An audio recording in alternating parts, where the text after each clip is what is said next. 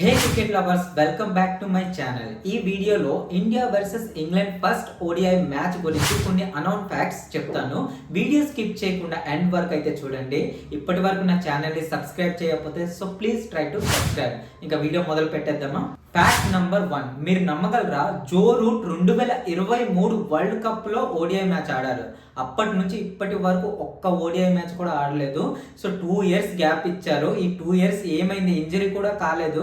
So అలాంటి ప్లేయర్కి chance అయితే ఇవ్వలేదు. సో 2 ఇయర్స్ తర్వాత అలాంటి టాప్ క్లాస్ ప్లేయర్ ఆడుతున్నాడు.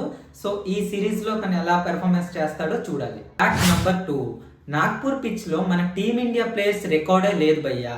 అందులో హైయెస్ట్ ఇండివిజువల్ స్కోర్ చేసింది జార్జ్ బెయిలీ. 2013లో 156 రన్స్ చేశాడు. అదే హైయెస్ట్ ఇండివిజువల్ స్కోర్ ఈ పిచ్లో అగైనిస్ట్ ఇండియా. సో బౌలింగ్ విషయానికి వస్తే South African pacer Dale Steyn 5 వికెట్లు పడగొట్టి 50 రన్స్ ఇచ్చాడు. సో బౌలింగ్లో డేల్ స్టెయిన్, బ్యాటింగ్లో జార్జ్ బెయిలీ. మన ఇండియన్ ప్లేయర్ రికార్డే లేదు ఈ పిచ్లో. సో ఈ మ్యాచ్లో ఇండియన్ ప్లేయర్స్ ఏమైనా ఈ రికార్డ్ బ్రేక్ చేస్తారో లేదో కామెంట్ అయితే చేయండి. ఫ్యాక్ట్ నెంబర్ 3, మన టీమిండియా వరుణ్ చక్రవర్తిని ఓడిఐ స్క్వాడ్ లో సెలెక్ట్ అయితే చేసింది.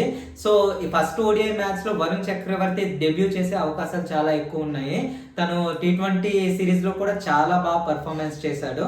సో ఇది ఒక మంచి పిక్ అని చెప్పాలి. చూద్దాం తను ఎలా పర్ఫార్మెన్స్ చేస్తారో. మీకేమనిపిస్తుందో ఈ వీడియో చూసి కామెంట్ అయితే పెట్టండి. సో ఫ్రెండ్స్, ఈ ఓడిఐ సిరీస్ లో టీమిండియా ఇంగ్లాండ్ వైట్ వాష్ చేస్తుందో లేదో కామెంట్ చేయండి. సో ఈ వీడియో నచ్చితే లైక్ చేసి మన ఛానల్ని సబ్స్క్రైబ్ చేసుకోండి. Thank you for watching. జై హింద్, వందే మాతరం.